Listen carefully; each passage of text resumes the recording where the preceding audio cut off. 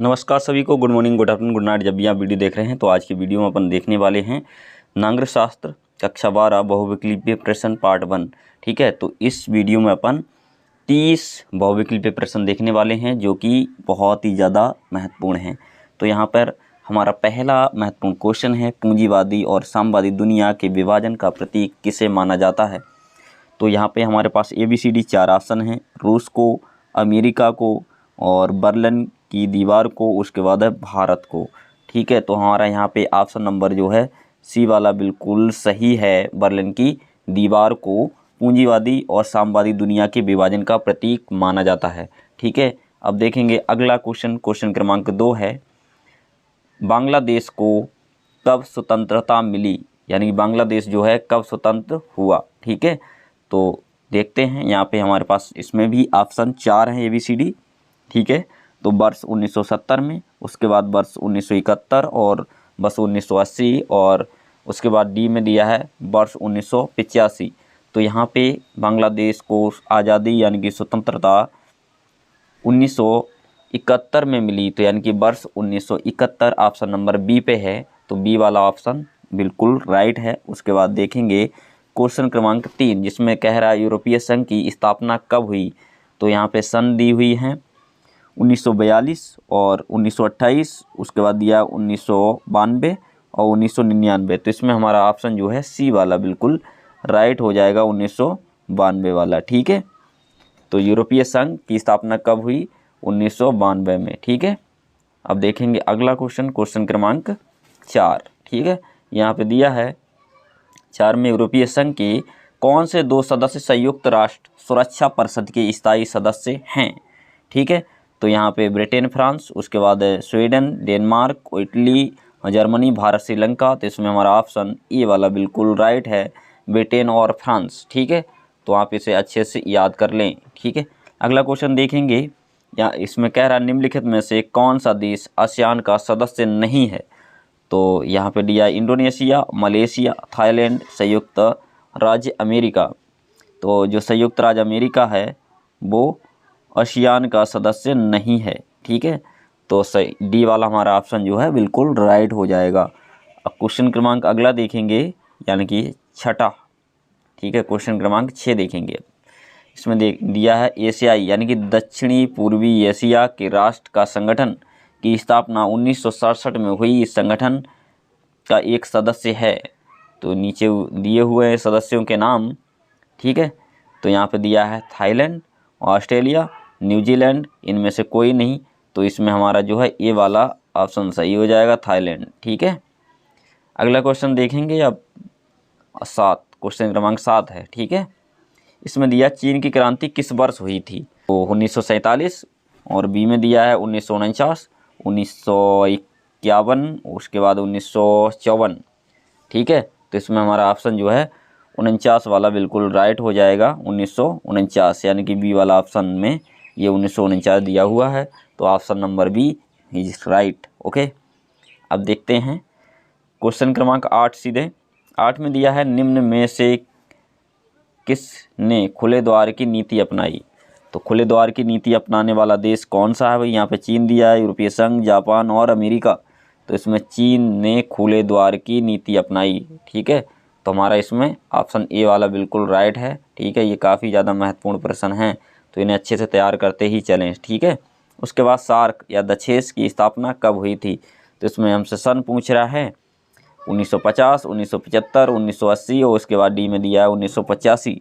ठीक है, तो इसमें हमारा जो है 1985 वाला सही हो जाएगा, मतलब डी ऑप्शन बिल्कुल राइट है। ठीक है, उसके बाद देखेंगे अगला क्वेश्चन, नेपाल में नया संविधान कब लागू हुआ।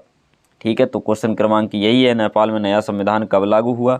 ठीक है, तो यहाँ दिया 2000 वर्ष 2015 में, वर्ष 2007, 2008 और 2001। ठीक है, तो क्वेश्चन क्रमांक 10 का ऑप्शन नंबर बी बिल्कुल राइट है, 2007 में। ठीक है, 2007 वाले को आप टिक कर लें, अच्छे से याद कर लें।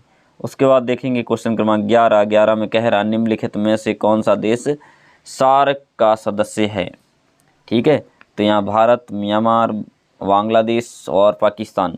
तो इसमें हमारा जो है ऑप्शन बी वाला बिल्कुल राइट है। तो बी वाले को आप टिक कर लें, ये बी वाला है म्यांमार। अब देखेंगे क्वेश्चन क्रमांक 12 में दिया है दक्षिण एशियाई क्षेत्र सहयोग संगठन की प्रगति के मार्ग में बाधा है। कौन भाई बाधा है? तो देखते हैं, इसमें सभी संगठन देश की शासन प्रणाली में अंतर, उसके बाद दिया है एक देश बहुत शक्तिशाली है, उसके बाद सी में कह रहा एक देश आतंकवादी गतिविधियों का संचालन है, उसके बाद संचालक होगा यहाँ पे, ठीक है, सही कर लेना। उपयुक्त में से कोई नहीं, तो यहाँ पे हमारे पास ऑप्शन जो है 4 दिए हुए हैं, इनमें सी वाला बिल्कुल सही है, ठीक है। एक देश आतंकवादी गतिविधियों का संचालक है, ठीक है, तो ऑप्शन इज सी राइट। उसके बाद देखेंगे अगला क्वेश्चन क्रमांक है हमारे पास 13, दक्षिण एशिया के परमाणु शक्ति संपन्न देशों के नाम बताइए, ठीक है। तो परमाणु शक्ति से जो देश संपन्न हैं उनके नाम आपको बताने हैं। तो यहाँ पे दिया है भारत श्रीलंका, भारत पाकिस्तान, भारत अफगानिस्तान, भारत, यहाँ पर नेपाल और श्रीलंका दिया है। तो इसमें ऑप्शन नंबर बी वाला बिल्कुल सही है, भारत और पाकिस्तान जो है परमाणु शक्ति से संपन्न देश हैं, ठीक है। उसके बाद अगला क्वेश्चन क्रमांक 14 पे देखेंगे, सीधे दिया है यहाँ पे संयुक्त राष्ट्र संघ की स्थापना कब हुई।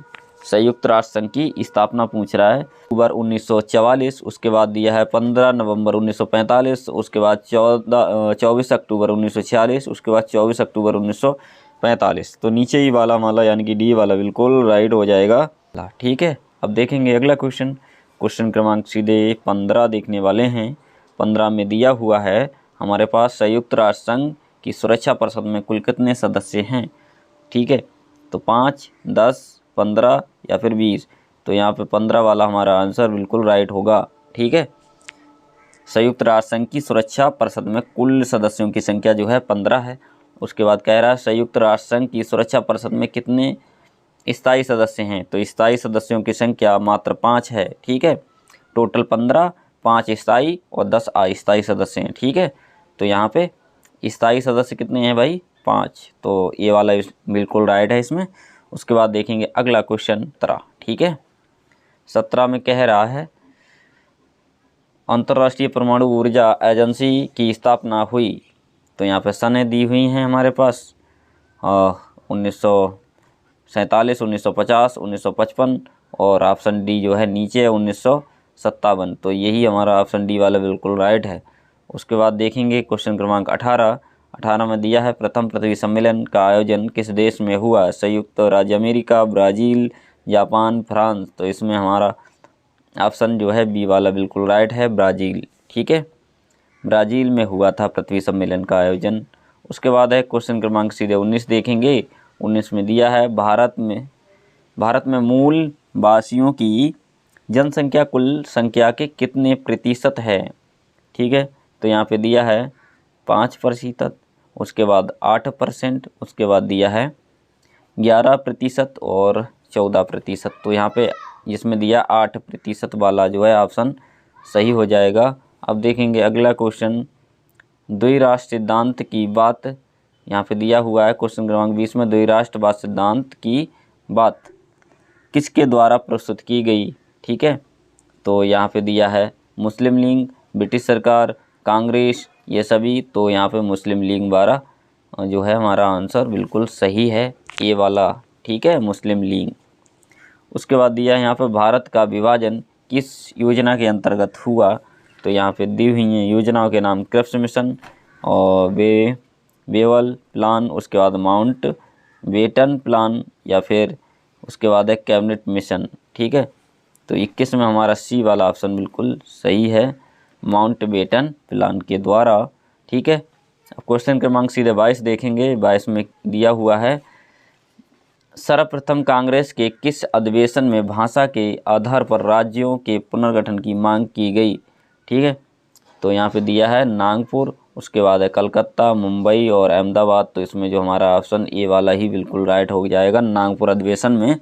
ये क्वेश्चन क्रमांक 23 जो कि नीचे है, इसमें कह रहा स्वतंत्रता प्राप्ति के समय देश की सबसे बड़ी चुनौती क्या थी। तो यहाँ पे दिया हुआ है हमारे पास संविधान का निर्माण, राष्ट्रीय एकता और सुरक्षा, योजना आयोग की स्थापना और संसद का निर्वाचन। तो इसमें दिया ऑप्शन नंबर बी, राष्ट्रीय एकता और सुरक्षा। वेरी मोस्ट इम्पॉर्टेंट था ये। ठीक है, अगला क्वेश्चन नंबर अब देखेंगे 24। श्वेत क्रांति का जनक किसे माना जाता है? तो यहाँ पे हमारे पास एम.एस. स्वामीनाथन दिए हुए हैं, जवाहरलाल नेहरू हैं, वर्गीय कुरियन हैं, और उसके बाद इनमें से कोई नहीं। ठीक है, तो 24 में हमारा ऑप्शन नंबर सी बिल्कुल राइट है। तो सी पे आप क्लिक कर लें। उसके बाद है क्वेश्चन क्रमांक 25, प्रथम पंचवर्षीय योजना का प्रारूप किसने तैयार किया? ठीक है, तो यहाँ पे हमारे पास सी.डी. देशमुख हैं, प्रणब मुखर्जी हैं, पी.सी. महाल, नोविस, उसके बाद के.एन. राज। तो के.एन. राज वाला बिल्कुल सही हो जाएगा। उसके बाद है 26, भारत ने अपना पहला परमाणु परीक्षण कब किया? तो यहाँ पर सन पूछ रहा है। ठीक है, तो यहाँ पर जून 1975, मई 1974, जनवरी 1974, अगस्त 1979। तो यहाँ पे हमारा ऑप्शन जो है 26 में बी वाला बिल्कुल राइट है, मई 1974 में। ठीक है, उसके बाद अगला क्वेश्चन हमारा, भारत यहाँ पे प्रथम गुटनिरपेक्ष सम्मेलन कहाँ हुआ था? ये क्वेश्चन क्रमांक 27 में दिया हुआ है। बेलग्रेड है, वियना है, सिंगापुर है, फ्रांस है। ठीक है, तो 27 में हमारा जो ऑप्शन है वो ये वाला बिल्कुल सही है, बेलग्रेड। ठीक है, उसके बाद अगला क्वेश्चन है, गुटनिरपेक्ष आंदोलन की नीति के प्रतिपादक थे? तो यहाँ पर बाल गंगाधर तिलक, महात्मा गांधी, इसके अलावा दो लोग नीचे और भी हैं, जवाहरलाल नेहरू दिए हुए हैं इसमें, और बी.आर. अम्बेडकर। ठीक है, तो इसमें सी वाला ऑप्शन बिल्कुल राइट होगा, जवाहरलाल नेहरू। ठीक है, अब क्वेश्चन क्रमांक देखेंगे 29 में दिया है कि चीन ने भारत पर किस वर्ष आक्रमण किया था? ठीक है, तो यहाँ पर सन है 1961, 1965, 1965, 1971। ठीक है, तो क्वेश्चन नंबर 29 में हमारे पास जो ऑप्शन है वो सही हो जाएगा, सी 1962। ठीक है, उसके बाद अगला क्वेश्चन देखेंगे, भारत और पाकिस्तान के बीच शिमला समझौता पर हस्ताक्षर कब हुए? यानी कि भारत और पाकिस्तान ने एक समझौता किया था, उस पर साइन किए थे। ठीक है, उसे बोलते हैं हम शिमला समझौता। तो वो समझौता कब हुआ था? 1965 और 1962, 1972 और 1998। तो 1972 बिल्कुल सही आंसर है इसका। ठीक है, तो इसे आप अच्छे से तैयार करें, और आई होप आपको ये वीडियो पसंद आया होगा। पसंद आया तो लाइक शेयर सब्सक्राइब जरूर कर दें। चैनल फर्स्ट टाइम आए हैं तो ज़रूर से सब्सक्राइब करके बेल आइकन को हिट करें। Thanks watching for video.